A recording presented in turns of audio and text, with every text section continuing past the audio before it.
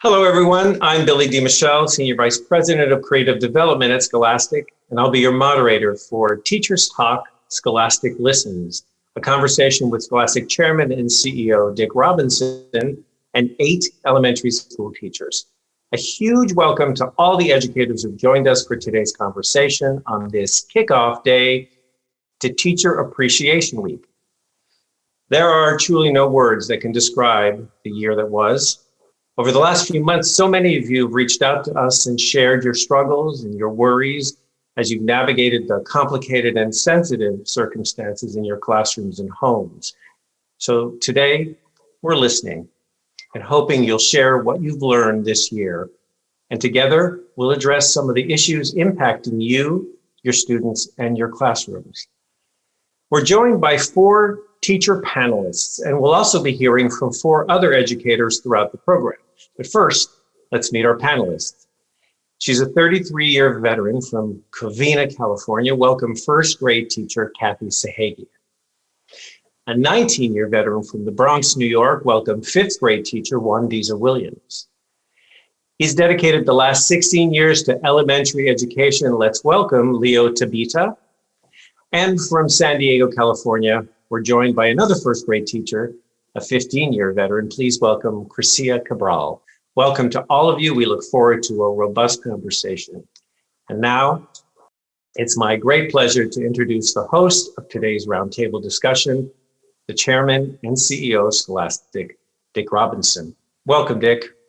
Thank you, Billy, and thanks to the teachers who are here. You know, this has been an amazing year. We've learned so much about each other. We've learned so much about our kids, the parents.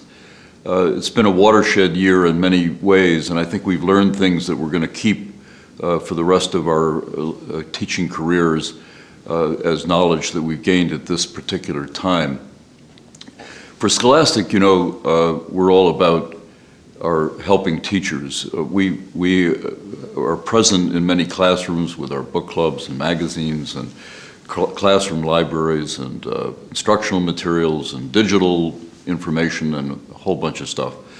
But it's all designed to be a help to the teacher in carrying out what he or she wants to do. Thinking of ideas that are going to make it easier for you to get across the points that you're trying to cover with your kids, provide stories and things that will make it easier for you to get into their lives and connect with their emotions. So we're really just about our as being a person with you in the classroom, helping you do what you are there to do, which is to engage your kids, give them the skills, most of all, connect them to learning and to you and to their own well-being and development as children and young people. And I know from talking with you that we're going to have a wonderful discussion today about exactly how that all works and how we can be partners with you and how you can use what we do and how we can work together to carry out the goals that you have. Thank you, Dick. Based on what we've been hearing from you in the short time that we have together, we're going to try to focus our conversation around the following 4 themes: the student-teacher-parent connection, digital learning, partnership, and representation, access, and equity. And Dick, I'm going to hand this over to you for the very first question. Well, first of all, in this tumultuous year, how are you all feeling? Let's start with Leo. Wow, first and foremost, thank you so much for asking. It's comforting to know that someone is genuinely interested in hearing about and sharing in your experience. I feel that so often as educators, we're so wrapped up in the social, emotional, and academic needs of our students that we neglect our own welfare. So thank you so much for asking. And to answer your question, I'd say I'm feeling a plethora of emotions. First, proud that we've made it through this, I'll agree with you with the word tumultuous, school year, overcoming this huge obstacle. I'm cautiously optimistic about what the upcoming school year is going to bring. And I would also say that, to be quite honest, I'm exhausted because it's been extremely challenging to balance different learning styles of students from across different platforms and teach myself this new technology. Well, if you're exhausted, you don't sound it, Leo. You sound inspired and engaged and involved, and I know our other teachers are probably feeling some combination of both, but I bet most of our listeners will identify with the word exhausted, because this has been a tremendous drain on teachers this year, and for their emotions of their kids, the families, the confusion in the schools, and all the challenges that faced all of us during this year. So, Chrisia, what are you feeling? I'm probably going to echo lots of what Leo said. First, thank you for asking the question. You know, we don't hear that question a lot as teachers, and when we do, it's kind of oh, we're fine. We do that a lot just to get through. But, you know, there is a lot of exhaustion and a lot of overwhelming emotions that have brought this year.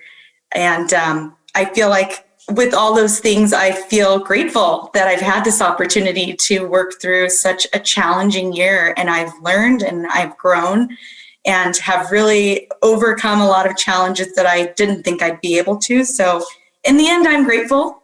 And in the end, I feel more positive about what next year is going to bring. So I'm grateful and thankful. I'm feeling better than I was when I started this year. Wonderful. What's the top of mind on what you've learned? I've learned to not sweat the small stuff and really focus on the love of children. I've learned that in the end, they're all going to be okay, because that's our job as teachers, is to help them be okay, not about the 10,000 things they need to learn. What they really need is love. And that's what I feel like I've walked away with.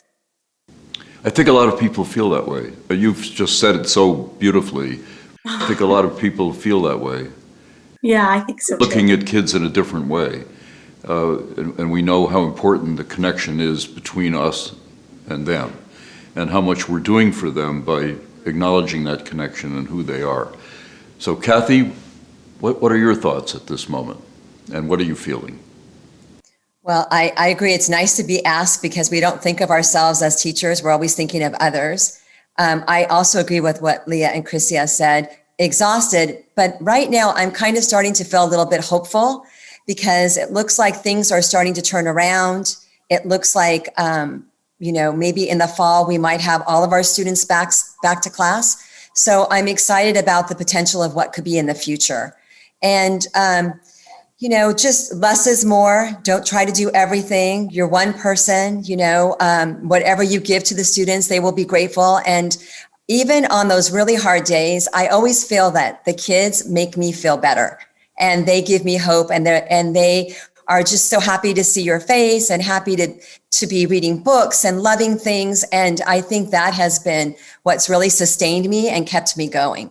It's wonderful, because you're getting back from them, and that's driving you forward to connect with them even more. And I think this year we've all needed each other more, and the kids are probably so glad to have you there, kind of organizing things for them and providing them the information they need and connecting with them as people. And that's something we've all have learned this year, is how much we need each other, I think.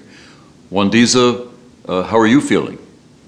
I have to thank you, Dick, for asking. It's one of those questions where you just go to your go-to response. It's like, I'm okay, I'm doing well. But when you actually take time out to really think and sit in your emotions, you can discover that you really feel a variety of things. And I think most teachers, this year, the level of exhaustion, I know we've been using that word, but I don't think many people understand the plight of teachers and what they go through on a day-to-day basis, and just how challenging it is when we were in person, and even more so with remote and trying to learn new technology and reach kids in a different way that we never have, all while being in a pandemic, right? So there's just been a lot going on. But I am also optimistic just based on what I've seen the kids do and their resiliency to come in every day with a smile on their face and to keep going. And just to see the support of our colleagues and everybody showing up every day, even though we all have personal stories, right, of things that have impacted us and affected us throughout this year. But we show up every day and we're hopeful that things are about to make a turn for the better. Yeah, it's wonderful how the optimism is shining through.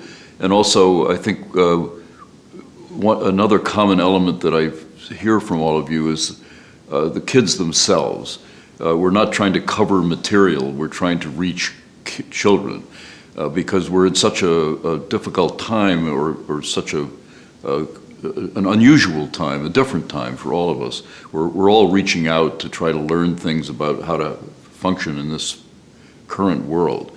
And what I hear that the teachers saying is we have to get into the heart of the kids and let them know how important they are and find things that are going to connect to them and make them more excited about learning. And in the meantime, providing the safe framework for them to have that excitement, to have that joy, to have that love of learning and the experience of working together as a class and with you under the direction of these wonderful teachers. So it's sort of a different year from that point of view. We're not covering material, we're reaching kids. You know, Dick, I think I'm going to lead into the next question. It's a very different year, a year where students, teachers, parents, everyone's had to adjust to something very different, whether it was remote learning, hybrid learning, in-school learning, the mixture of all three. And I think there's been a lot of discussion out there about kids' social emotional well-being and how they're responding to instruction, right? And I know that deficit language like learning loss can be terribly unconstructive, but what have been some of the biggest challenges reaching every child in the way that you're used to? And how do you measure their learning under the circumstances you've been working in?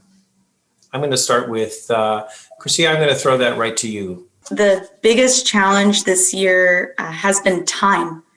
Father time is just sucking it up. You know, we, especially virtually, when we were virtual, you can't get to every kid every day.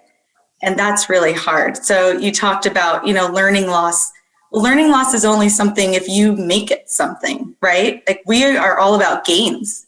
And for each kid, their measure of success is a different level. But to personalize that experience for kids, you really need those one-on-one conversations. Dick was talking about all of the things that we were doing in order to reach that social emotional. A lot of my time spent with kids is just listening to them. They just want someone to listen to. So I feel like my biggest struggle or challenge has been creating this time where I have enough time to meet every single one of them and just hear them, because that then creates these amazing opportunities for, I know what kind of books you like. I know what kind of lessons you need. Just being a good listener. Time. Time. How about you, Leo? I think that the classroom dynamics have certainly changed this year. You really have to sit down and recalibrate your teaching style to accommodate the students' learning needs. But first and foremost, take into account their social emotional well-being. You can't just jump into a lesson and assume that the priority is going to be whatever math or reading lesson there is for that day. You have to think about what they're experiencing, how they're feeling, and to see how something like that is going to ultimately impact their learning for that day. Ultimately, you're trying to reimagine these human connections for children who are no longer in front of you in the flesh. So I think that's certainly been a challenge, but not one that we've been able to stop us from fulfilling what we set out to do. I don't think anything gets in that way. For some reason, I have that belief. Wandiza, I wanted to ask you, clearly you've had to make some changes in the way you teach this year. Do you think any of those changes are for the better or maybe even permanent? Yes, this remote experience has taught me that building relationships is at the core of our work. Like whether you're in person or you're remote, you have to find a way to connect with your students. And being remote, trying to build a classroom community where everyone is on in their own little screen has been difficult. But I'm grateful that I've been able to establish a community with my students where they want to come. They actually come in and they want to turn their cameras on and they're present and vibrant and ready to go. So it shows that your heart condition speaks to kids. When they know that you care about them, you're there for them, you want what's best for them, they feel it and they see it, even through a screen. I have kids that are waiting at the end of every class for virtual hugs. Like they literally stay there and they're like, virtual hugs. I'm like, oh, I forgot it was a virtual hug every day. Okay, so we're gonna do that. So it just shows that when they see your heart as a teacher and they know that you're there for them, that community can be built through a screen or anywhere. And that's what this has taught me, because I really felt that I was going to lose those connections with students that you build in person. Of course, it's not exactly the same, but they still feel it and they know that you're there for them. Kathy, how about you? What are you taking with you from this year? Well, the biggest thing for me has been technology. I always thought I was pretty savvy, but after all of this experience with trying different venues, different, Flipgrid and Pear Deck and Seesaw and Google Classroom and all these things, I think it's going to be a really positive thing. And I think in the future, when I'm teaching, I will give students more opportunities to make a little video and explain their learning instead of writing it on a piece of paper. I'm going to challenge them to do some other things with technology. While that has been a positive, I have to say some of the negative has been difficult for the parents to log in. They weren't used to using technology. So not only was I helping my students get onto technology, but I also had to have like little seminars or little times when I could be online to help support those parents. Because during this pandemic, what I've learned more than anything is how challenging it is for families, for parents.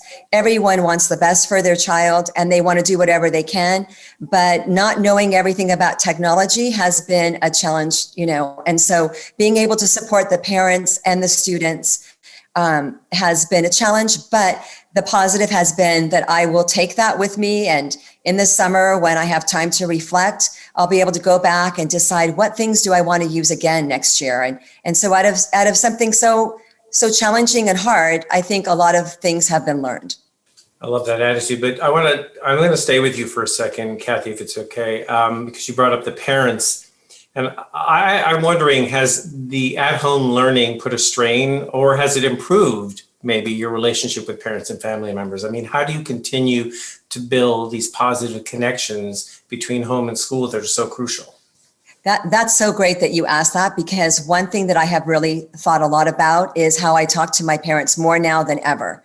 They're reaching out, whether it's on a text app with Remind, or they're saying, can I stay online after you're done with the students and ask you some questions? I feel because it's virtual, I've had more contact because, for example, parent conference or other times when we would meet, they'd have to go to the school. And sometimes parents could not get off of work or they might be late. But being able to do it virtually, we could set aside time when we can meet with everyone. And I think that has been a really positive thing from this experience. How about you, Gracia? In terms of parent communication, we were virtual and now we're back in person. So when we were virtual, it was very much like Kathy said, parents were more involved. Of course, with first grade, they have to help their first grader and they were learning things alongside of them, which was really neat. Now that we're back in school, it's a little bit more hands off. So it has become a little bit more of a challenge because parents can't be on campus with all of the COVID regulations. We can't have parents there. So we've lost kind of that connection. We don't connect as much because they don't want to teach them anymore at home, which they don't have to now that the kids are coming to school. But then they're also more focused on other things. So I feel like there has kind of been a disconnect, when you don't have those parent volunteers or helpers in the classroom, they don't really see what's going on anymore. Wandiza, I saw you nod at that, so I just want to go to you on this. Yeah, I think with the parent relationship, which we know is extremely important as educators, that we need them. I try to communicate to the families, like, we need you. We cannot just do this job on our own. And the virtual learning has opened up our classrooms and allowed families to actually have access to what we're doing on a day-to-day. In some cases, that has been beneficial because some families were just clueless about what a teacher's experience is teaching 30, sometimes 40 kids on a Zoom, and hearing it is a whole nother thing than thinking about what somebody else does when you see it in real life. So I think there was a certain level of compassion and empathy that came from the parents from actually experiencing that. But on the flip side of that, having the access also opened teachers up to be critiqued in some cases in terms of what they're teaching, how they're teaching, the pace at which they're going. A lot of people have a lot of opinions about teaching and feel that they know what's best and how to do it. And so in that case, it has opened that up as well. But in terms of the parent relationships, I feel like I've had more communication with families than I would have normally, because usually when they drop them off to school, it's kind of like, okay, see you at 3. And now it's like you kind of have to step in the role as a parent to supervise where we would normally be in that space. So it definitely has opened it up. And I'm hoping that we will continue to build the partnership to see that even though when kids are at school, that doesn't mean that we don't need you guys at home as parents. We need you on deck all the time. Yeah, very true. Dick, we have a question from, this is for you, Dick. It's from Joe Sands. He's a 5th grade teacher from Maple Shade, New Jersey. Joe, what's your question? Hi, Dick. How can Scholastic engage more with parents to help educate them on the importance of reading and the impact it can have on them, especially when it comes to encouraging their children to read at home? Great question. Thank you, Joe. We just had this wonderful conversation about parents and the difference that the pandemic has made. Probably Zoom is the best communication way with parents that we've ever had so far. And several of the teachers just gone through the saying that the communication was really better when you were on remote and had the opportunity to talk with families at home. I do think that parents have learned an awful lot about what the teachers do, and the ones I talk to are in significant admiration of how teachers organize learning and make it easy for kids to organize their own thoughts. And parents really are not able to do that, or they don't have the tricks, the knowledge of how to organize an inquiry that kids can follow through with. So I think they're very grateful. At the same time, they're more interested, I think, as Juan Diza said, that they want to know more about what's going on in the classroom. I think that's a great opportunity. In respect to what Scholastic can do to encourage parents to promote reading at home, I think parents all know that more reading is better for their child. They know that kids engaging in books is a wonderful thing. It's what the schools want to make happen. The question is, what can they do better? They can't, whatever we do to help parents has to be very short, clear, and precise. I think parents will devote themselves to engaging their child in reading if there's something they can do easily, readily, and simply. And so reading for a few minutes at home, starting a book, getting a child going is one way. We also provide, through our book clubs, short notes for parents that teachers can forward to them about what to look for in a specific title. Sometimes that kind of particular information going through email to the parent can be a help. But for the most part, they just have to have confidence that they can help, no matter whether they're great readers themselves or whether they love reading or whether they are even care that much or have that much knowledge about books, that the one thing they can do is just talk and read and show the child the importance of engaging with a book and make the child understand, or help the child understand, that it's important to the parent that they read. And that can be a very simple story. It can be encouragement. It can be saying, your teacher thinks you should read this. It could be, this is a wonderful story and it has a great ending. But any kind of encouragement that will let the child know that the parent wants them to read that book will be greatly helpful to that child at that moment, and presumably later in life if they develop the habit of reading. Thanks, Dick. I want to move us into the realm of digital learning here for a while. I think most people agree that technology can't replicate those personal interactions many of you have already been talking about in the classroom, in the school hallways with the kids, or between students in the schoolyard. Nor can it actually replace the need for physical books altogether. But what I'm hearing is one of the silver linings of the past year has been the sort of revolution in how teachers have relied on and used technology. Kathy, you brought that up a little earlier. Leo, what do you think? I know you have a question for Dick on this. I definitely see digital platforms becoming more prevalent in classroom instruction, especially this year, but I think there needs to be a balance. So Dick, my question is, how does Scholastic help maintain that balance between engaging students with literacy through technology and the need for books in the classrooms and homes? Yeah, I think blended learning, digital and books together is the answer, Leo. I mean, I think we've learned a lot about the use of technology in the classroom this year. That Kathy made this point that she's much better able to do this. We've talked a little bit about helping the parents at home do it better. The kids have become better at managing learning on the computer. And as you opened your comment by saying that digital learning or computer-based learning is going to be more prevalent in the future, is absolutely correct.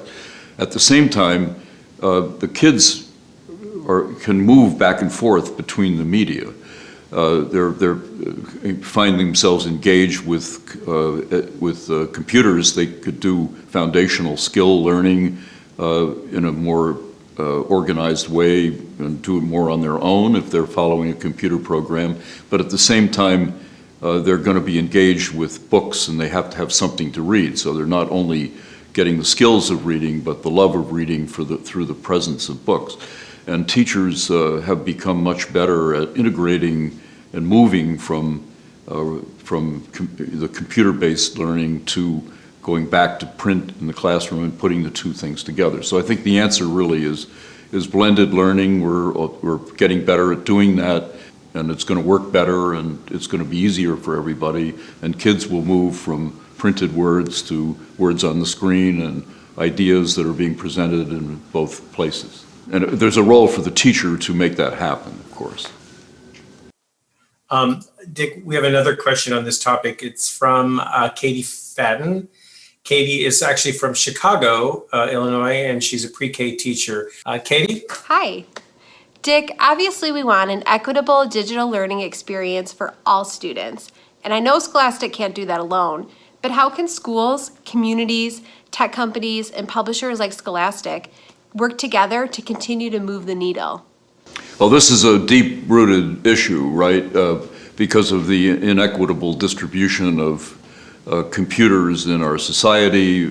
Kids in some families have multiple computers, lots of connection to Wi-Fi, and the kids in other families have one computer or one phone for several different ages of kids. So we clearly have an imbalance of resources in our society. We have to fix that. It's a big problem. It's a social issue. People have to work together on this, and they are. And we see in the new federal funding that's coming into education a clear investment in leveling the playing field. But the place to level the playing field is in the classroom, because the schools can, invest in the equipment and have it there and have it in good condition and make it part of the curriculum, and the kids can, who may not have as much access at home, can get it in school. So the answer, I think, to this is At school, we can level the playing field by having the resources there in all schools, including extra resources for the schools that are in areas where there's not as much ability to fund the classroom. So that federal money can play a big role in this. But this has to be changed and improved. One of the real things our society has to accomplish, because we all know the jobs and the learning and the acquisition of information in the mid-21st century is going to heavily depend on digital access and digital skills and digital capability. That was a huge issue going remote, and it was a struggle to try to find resources for our students so that they would be able to have access when we were shut down. It was a major concern. And the city and our schools were able to find a way to ensure that students could secure at least one device, not considering that most families have more than one child. And so trying to find time for each of them to log on with one device, it was a struggle. And then we also had the issue of connectivity. So some people had the device, but then they didn't have access because they couldn't connect and they had to find a hotspot. And so it was a lot of issues with the technology, and it just showed a glaring problem in our society in terms of inequity and not just having the proper resources needed to do the work. I want to talk about something that's near and dear to our hearts. It's Scholastic Partnership. One of the great partnerships in our 100-year history has been with you, with educators. It's an honest and it's a very valuable collaboration. And I think conversations like today's are happening every day in book clubs and book fairs with our classroom magazine editors. Kathy and Chrisia, I know this is something we talked earlier that resonates with both of you. Chrisia, why don't you, I think you have a question for Dick. First, I want to say again, thank you for this opportunity, Dick. These types of conversations are so valued by teachers. The fact that Scholastic takes the time to listen to what teachers have to say speaks volumes to the amazing things that you get from Scholastic. I mean, the surveys that come out with book clubs, I'm like, first one, like, oh, survey, fill it out. And I know that you guys are listening. So I think that matters a lot to teachers. It validates our voice. Even just you asking that question when we first started was validating. And then teachers also like community, right? That's why we teach. We love being a part of something. We love sharing with each other and learning from each other. Getting information from each other, solving problems together, and collaborating, which is really important. And I guess my question to you is, as pandemic has come and changed the way that we do things, and decision makers are making decisions up above the teacher level, what can Scholastic do to make sure that our teacher voice is still being heard? Well, first, when I talk to people who are joining Scholastic, and I have an opportunity to sort of onboard them and give them some messages about the company. I start with saying, we're a service. We're there to help. We are nothing without the teacher. Teachers enable us to help them or allow us to help them, and our role is to do that. But the work starts with the teacher. We're nothing without the teacher and the teacher's support. We're there to help them do their job better, and they use our materials if they work well, they'll use them to carry out their jobs. But they're busy. They don't have time to read teaching guides and study up on this stuff. It has to work right then when they pass it out, and they have to, it has to be working for them. So we have to think and plan and make sure that our materials are going to work with the kids and then work for the teacher's purpose. So this partnership is more than just a slogan. It's a reality. It's a necessity for how we for our mission, our purpose, and why we're there, which is solely to help teachers do a better job. Now, you raise an interesting question as to, is there a way to get more teachers involved in listening to each other? I know when we have an advisory board meeting, or even a session like this wonderful one, which is so inspiring to all of us, teachers often say at the end of this, gee, we wish we could do this more often, because we're talking to each other we're in busy classrooms, we're in a school where we're all separated, we don't have that much planning time together, and we go home because we're exhausted, and we have to, look at papers and then come back the next day, and we don't have time to exchange and think about what we do together. So I think what you raised is a really interesting question. Is there a way to use the technology that we're now using to have a broader conversation with teachers so they all can participate and put in their voice? Because just this session with four of us four of you talking with us, just shows how many great ideas can be generated by talking with each other. So I have in my mind a kind of a large national conversation that can be enabled by technology. We have to figure out how to moderate, such a thing. But I think it would be a very valuable thing to try. We'll see if it works. There are, Facebook groups and other groups of teachers that some of which are very, very popular. But the idea that we could all share in a conversation and problem solving and getting ideas on the table like the ones we're talking about now, I think could be incredibly empowering and supportive to teachers who are essentially in somewhat of a lonely job because they're there in the classroom with their kids and don't have an opportunity to reach out broadly to their colleagues. Kathy, Dick just mentioned if the products work, you guys will use them. And I think that if it works is always an important piece of it. And you have a question sort of related to that. I do. We really do rely on Scholastic for so much of what we use in the classrooms. But this year has shown us that we always need more. Dick, what are some of the ways you're continuing to help us meet the needs of students despite the many restrictions imposed on us? Well, I think one thing that we've been talking about here, which I think is very exciting, is connecting more closely to the individual child. That would go to finding the books that connect to that individual child's interest, having her pick the title that she really wants to read. That's something that we do by providing, book clubs, book fairs, classroom libraries, a whole range of stuff that kids can find themselves in. Certainly more diverse books, which we'll talk about a little bit later. But I think if we're trying to get away from sort of a solely whole class, everybody's learning the same thing at the same time, which is still necessary. It's still necessary to have that part of the school day and that focus on whole class instruction. But individualization is something that we can enable by having more resources in your classroom that will enable you to individualize to that, child's interest and capability and horizon.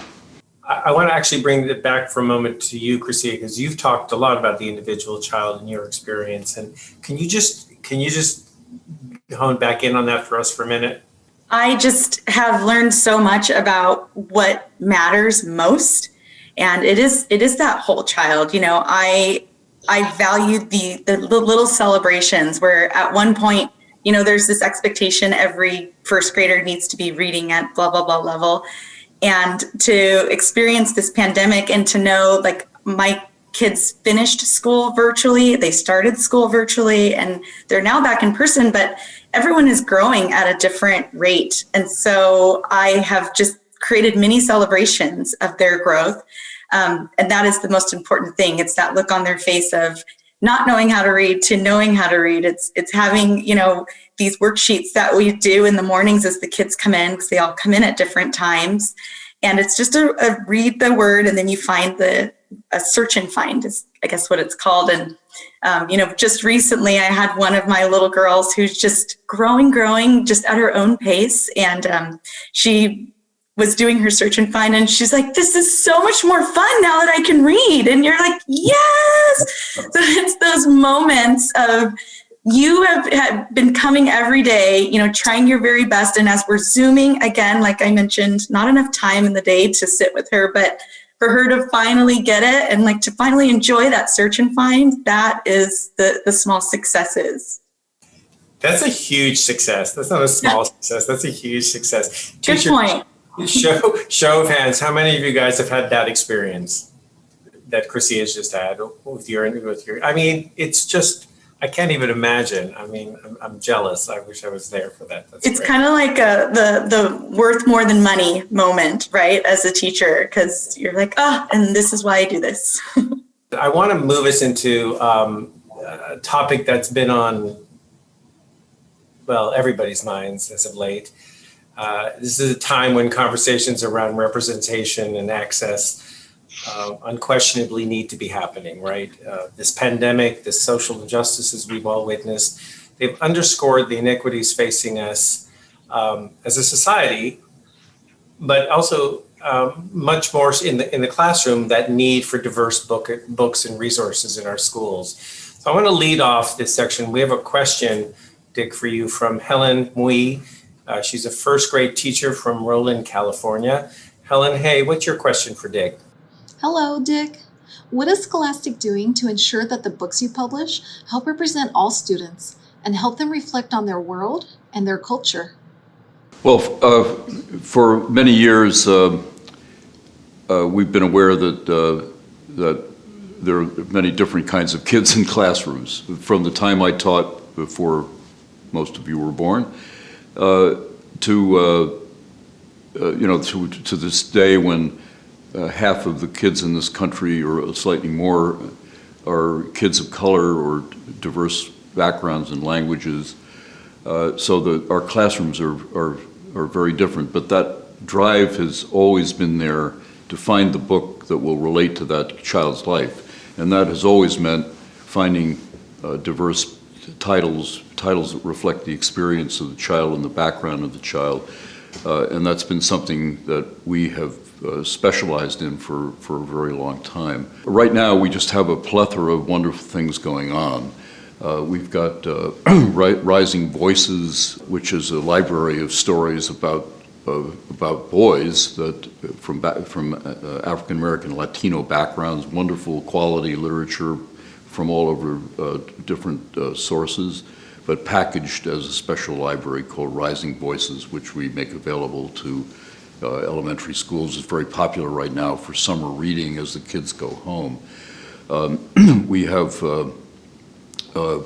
just completed a sales conference where we had some wonderful diverse authors talking about their connection to kids and why they feel their stories will have an impact on the lives of children and how important that is to them to tell their stories in a way that will reach out to the children that are from that same background and experience. This is driven by our knowledge that there's so many kids out there who cannot find books that they relate to, that don't see themselves in the books that are handed out to them in schools, who, when they see a book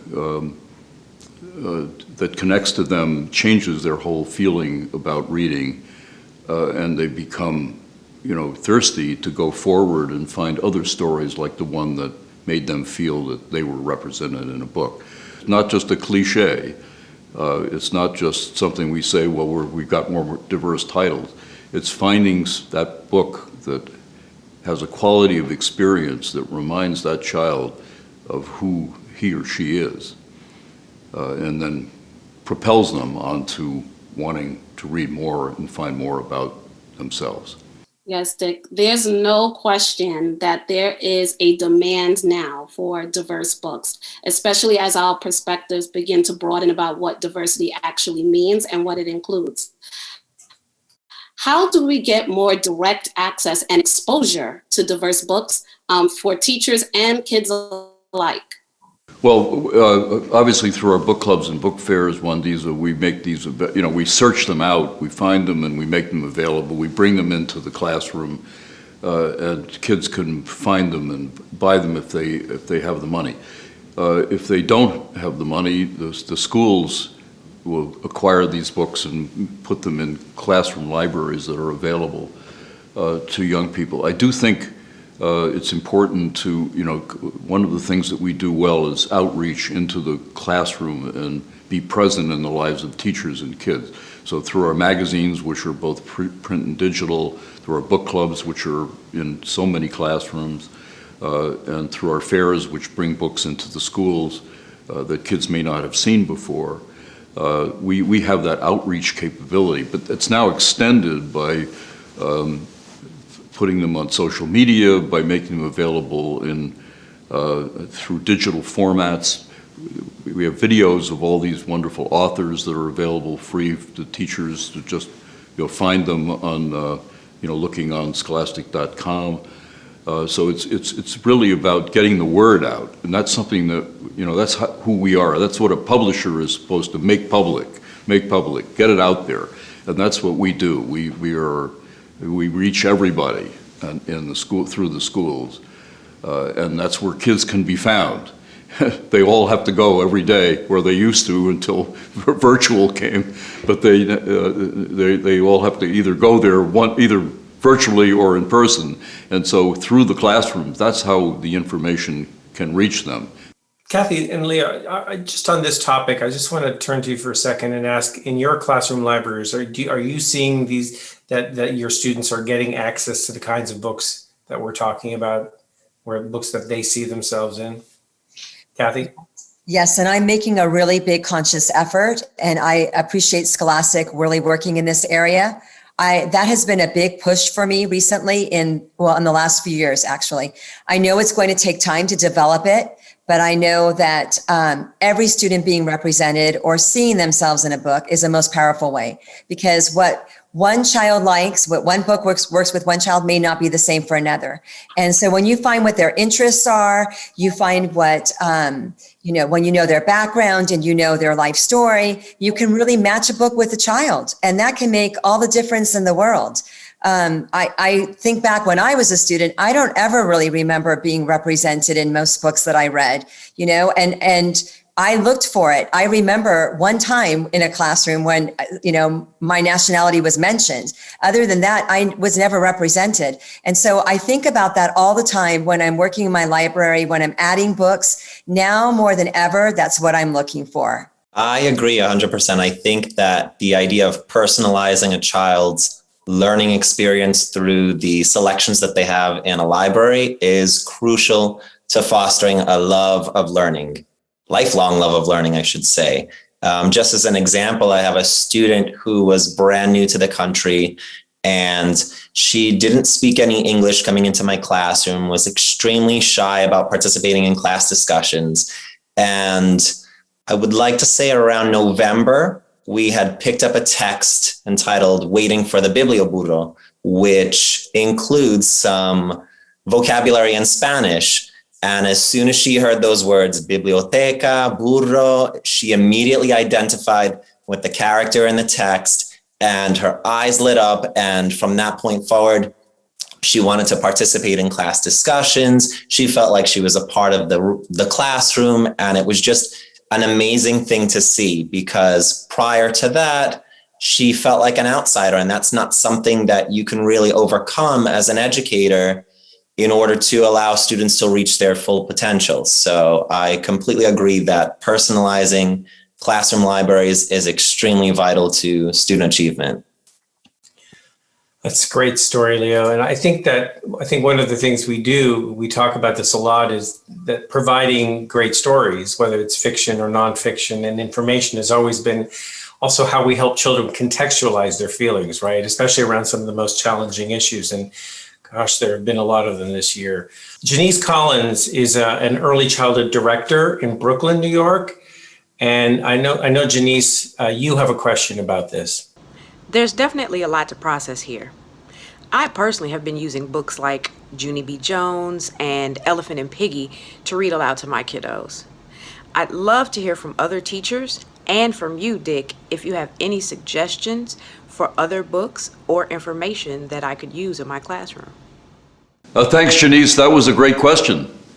I was just inspired by what our teachers have been saying about Leo's story about Burro and the connection, and suddenly the eyes light up. and it just as an illustration of how important this topic is. I mentioned our Rising Voices Library, which aimed at boys in elementary school, Latino and African American. I recommend that. Some of the books that we think of right away when asking for diverse books, The Word Collector, which is a favorite of mine and Kathy's, by Peter Reynolds, All Because You Matter by Tammy Charles and Brian Collier, I Am Enough by Grace Byers, my favorite book in the whole wide world by Malcolm Mitchell, and then of course our magazines at the elementary, the early childhood level, My Big World, Let's Find Out, Scholastic News, Storyworks. We were always finding diverse stories that come in a magazine format, both print and digital. But that's just the beginning of some ideas aimed at the younger reader. I would love to hear from you guys just very briefly. Are there any that stand out for you in terms of recommendations? Chrisia? The way that I find books for my classroom library is we go through the book orders for Scholastic Book Clubs, and the kids do what we call window shopping. And they circle 1,000 different things that they want. And in those mini conversations, Kathy's talking about, the more you get to know them, the more they want to learn, right? They want to please you because you have invested in them and they know that. So when they window shop, I always ask well, why did you pick this one? And they have a story to tell. Well, I really want this one. I really like comics, or I really like dragons, whatever it might be. And just recently, I've had a kiddo, another one that was just struggling with reading. It's so hard for him. And he circled Dave Pilkey. He wanted Cat Kid comic book. We got it for our classroom library. And I said, you get to read this book first. You're the first one. You circled it. He's reading. He is a reader. And it's amazing that it's comics. He loves comics. And Dave Pilkey is now his hero. But it's just little things like that. So when I'm looking for books, yes, I am looking for that child. I want them to see themselves, but I also want them to find the love and fun of it. And that was just one of my favorite stories. That's a great story. It's a great story. All right, I have one last question. I know we've been talking a lot about the challenges of the year. And even throughout that, you guys have been so optimistic and so hopeful. So I know you're going to probably find your way through more challenges as we close the school year and head into the new one this fall. So what do you see, though, as your greatest opportunities? We started this we've been talking a lot about what you've learned in the year. What do you see as your great opportunities as you head into the fall? Wandisa, let's start with you. I think some of the greatest opportunities is to rethink our curriculum and to really make it personal to our kids so that it represents what's happening in our world, what's happening in their lives. And that's the focal point of books, right? Is to provide those mirrors, windows, and sliding doors for our students. So definitely taking some thought around the curriculum and the resources and being more intentional and strategic about what I'm choosing to use to teach my students, as well as in terms of assessment, understanding that kids truly do learn at different paces and that it is okay and that everyone doesn't have to move exactly at the same time. This year has also taught us that kids can learn without the pressures of standardized testing. I mean, it seems like you only get it boiled down to like one test, and we see throughout this year so many transferable skills that the kids have learned this year that could never be measured on a test. So those are some of my takeaways for this year. How about you, Leo? I think based on our conversation today, one thing that I look forward to in the fall is allowing students to take ownership of their learning through selecting the texts that they love and identify with. It's extremely important. You have to consider the child's social emotional needs first and foremost before anything else. So I will strongly ensure that at the beginning of every single school day, I take into account each child's feelings and have that morning meeting and ask them how they're feeling to make sure that they are ready to learn and If not, as a class, come together as a community, as a family, to make sure that we build one another up and that we're ready to learn together. My takeaway is that students need to have choice in the books that they read.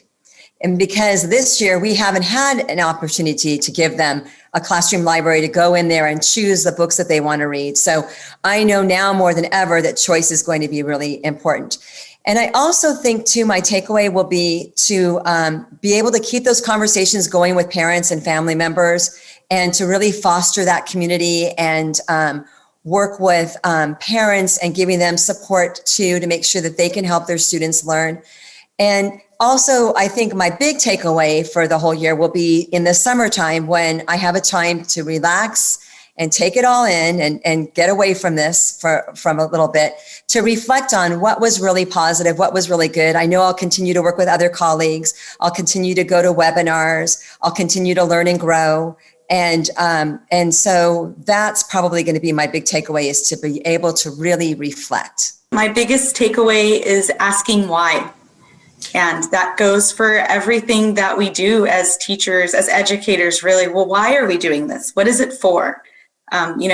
With virtual learning, you had to really minimize the amount of time and instruction you had. So looking through what you're doing and asking, well, why are we doing this? What is it for? What is the purpose? Is this to put up on my wall? We don't have time for that. So thinking about what we're doing and doing it with purpose, right? So that whole child, again, the socio-emotional of each student, and why do they need to learn what they're learning? What's the most valuable thing? I think the personalizing of learning also means showing me what you're learning. What does that look like now compared to what it looked like before?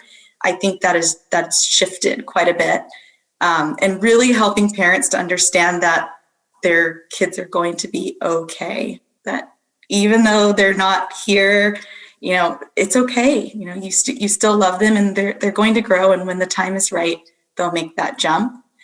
And then lastly is just to continue finding value in my peers, all of my colleagues, being able to share and collaborate with other teachers on my campus and virtually has really helped me get through this year of teaching. And so I really want to continue with that, and loving the ones I'm with. And as I always tell my kids, to be a rainbow in someone else's cloud, like Maya Angelou says. So we're really just lifting each other up. Well, our why for doing this was to listen to you, was to really listen to you guys. And boy, we love what you've had to say tonight. And I want to thank you all, not just for your thoughtful questions, but for your answers and for your honesty. And above all, wow, for your incredible commitment day in and day out, no matter what the circumstances are, no matter what obstacles you've had to overcome. You've been in there and you've taken care of and taught these children who so desperately need you. You guys are heroes. Every one of you, you're all heroes. Dick, I'm going to turn it over to you for one last time. Well, I'm in a kind of heaven right now, because the four of you have just articulated my lifelong philosophy and mission. Choose books, get close to, get to the emotions. Why is it important? Why are we doing this? When I faced my first class of high school kids, my first day of teaching, and I had no student teaching, by the way. My first day of teaching, student teaching was my first day in a classroom. And I learned a lot in one day. And the first thing I learned was you have to get to the heart of the kid and find out what it is that makes that kid work. And what do they feel, and what do they believe, and how do you reach them, and how do you engage them? Otherwise, if you're trying to get them to learn and they're not connected and they're not inspired and they don't see themselves in it, they won't learn to the level that they need to. And so when I came to Scholastic, I used that same feeling and philosophy. Say, every day what we have to do is find out what's in the heart of that individual child. And we're serving millions of kids, so you have to have a very flexible mind to continue to think this one is like this and this one is like that, and you're going to find something different in every child. So you have to have a lot of different things that you try out. And so when I hear you all talking about how you're going to teach the individual child, you're going to bring out their confidence, you're going to reach their emotions, you're going to give them a feeling of comfort and safety by providing them with something that they can see the connection to themselves. That's my dream. That's what I think our company tries to do every day at scale all over the world. And to the extent that we can get into the heart and mind of that individual child millions of times over, but it's always it's always that individual child. It's not a million, you don't multiply it to get to the number. It's every one at a time. And that's what I'm hearing from these teachers today, that they've learned from the pandemic, that they're committed to carrying forward into a new year. We all believe that the new year will be somewhat more stable than the year we've been in, and schools will be functioning better and kids will be back in in-person learning. And I think we look forward to a year that where there's going to be more structure in the kids' learning in their lives, and they're going to be safer feeling.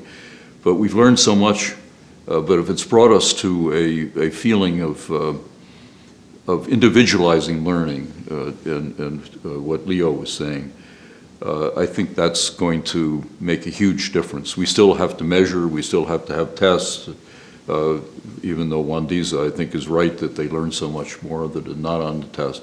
But it's really having the kids walk away with self-confidence, self-esteem, a feeling of belonging, a feeling of wonder and joy and looking forward to life, and seeing themselves in what they're learning. All of the things that you talked about under the guidance of an amazing teacher who can make them feel all that stuff and organize that for them.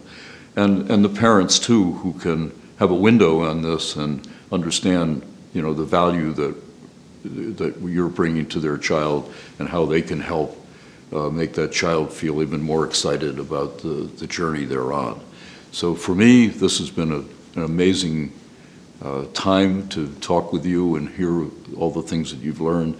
And it just reinforces our mission, and we will be back there to reach out to millions of kids one at a time next fall when the schools open their doors. We'll be with you. Then thank you so much. Thank you, Dick. And to all of you guys, to everyone watching, all the educators watching, 1 week is not nearly enough time to show our appreciation. So I hope you know you have ours every single day of the year. Thanks again for joining. Be well. Bye, everyone. Bye, everyone.